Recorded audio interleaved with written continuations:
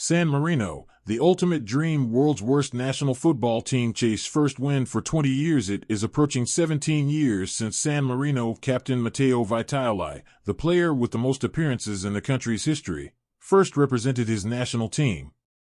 He is yet to celebrate a victory. 2 decades and 136 games interspersed with crushing defeats and the odd near-miss have passed since San Marino, the world's fifth smallest country, recorded the only win in the team's history.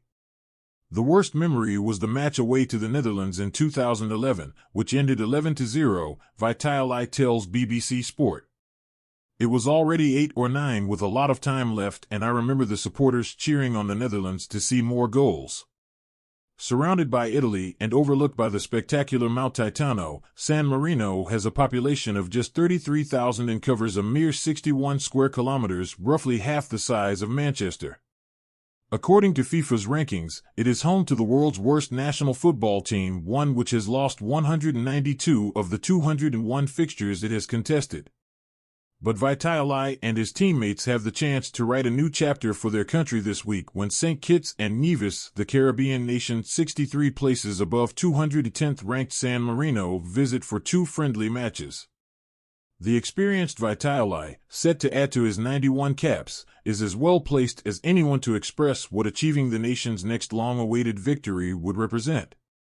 It would mean to be part of the history of my home country's national team, so it is the ultimate objective, says the 34-year-old. It represents an opportunity to leave a sign, something that cannot be lost. It would be something that in 2050 and beyond would be remembered because there have been so few victories.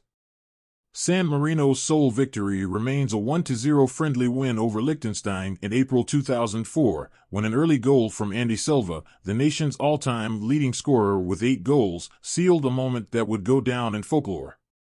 The wait since has not been for a want of trying by San Marino's predominantly amateur group of players who, regardless of the scoreline, take immense pride in wearing the nation's sky blue kit.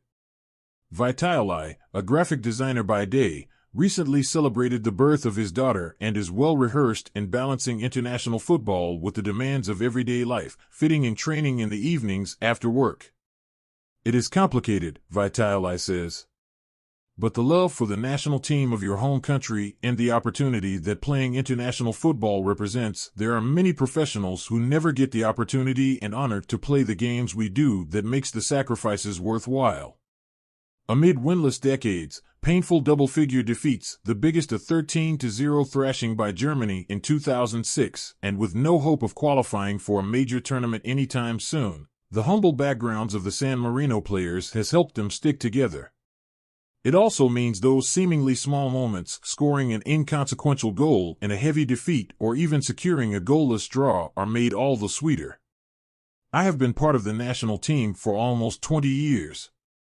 Fundamental in every group was the team spirit, the capacity of the players to make a team, Vitaioli adds. When you are playing tough matches, they can become complicated, and if you cannot rely on a solid group, those games can hurt badly. We are friends sharing the same honor, but also the same burden. There have been signs of progress. San Marino ended a 2-year wait for a competitive goal to equalize against Euro 2020 semi-finalists Denmark in October, triggering scenes of jubilation on the pitch. La Serenissima, the most serene, fell to a 2-1 defeat in that Euro 2024 qualifying match, but the scoreline appeared a mere footnote to those in sky blue, who had taken the first step of a record streak.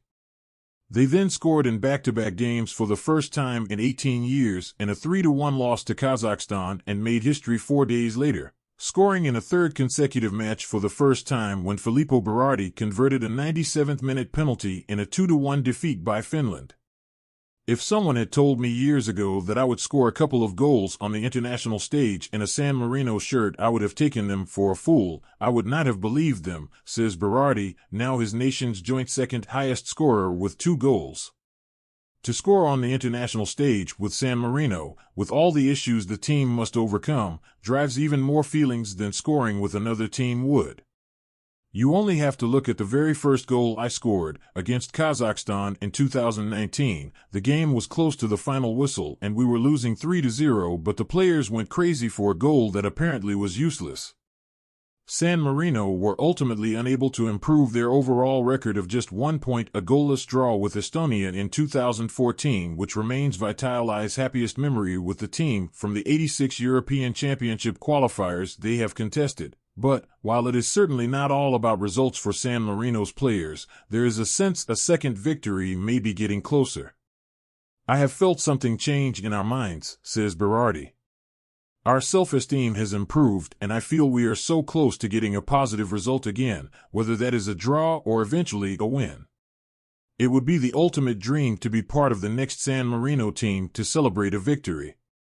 Probably it would represent the best satisfaction that I have ever felt, and not only for me but the coach, my teammates, and the people in San Marino. That sense of momentum is something manager Roberto Sevilli, appointed in January, hopes to build on as San Marino aim to change the narrative. Proud to lead his home country, Sevilli says he is driven to give something back to football and San Marino after beginning his playing and managerial careers there. There would be no better way than to end that 20-year wait. I want to dream with no limits, says Sevilli. I am fully aware of the troubles the national team has to overcome differently from other national teams, but I hope to continue the progress the team has shown. If we can start with a win, that would be a great achievement. It would be great for the self-esteem of the players, the staff, and the football environment in San Marino. It won't be easy.